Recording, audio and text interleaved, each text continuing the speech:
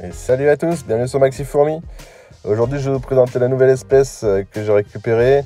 Alors elles étaient en train de se faire cramer la gueule au brûleur thermique avec ma femme.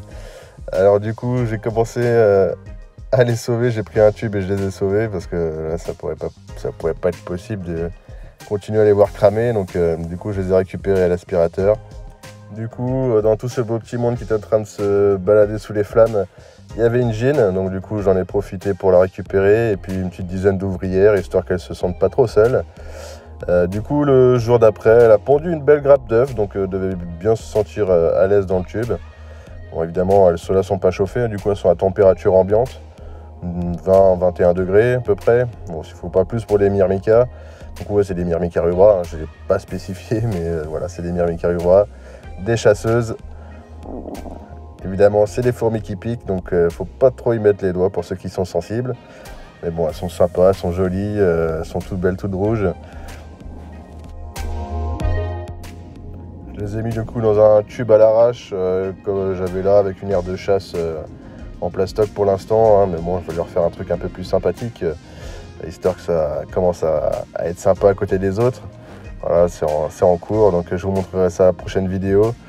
Le tube, je vais faire un tube compartimenté, comme ça elles seront bien aussi, comme ça l'humidité sera encore plus présente, parce que c'est une espèce qui adore l'humidité, donc faut pas hésiter à faire des trucs un peu plus confinés.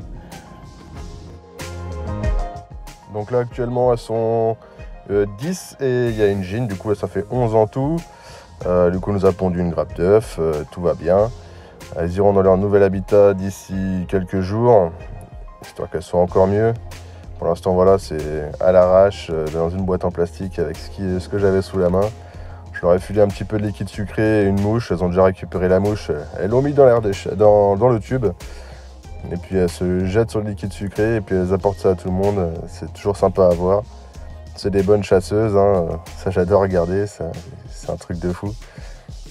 C'est toujours mieux que les messors. Les messors, elles ont boudé la mouche alors que celles-là, elles l'ont défoncée directement. Elles n'ont pas hésité à y aller.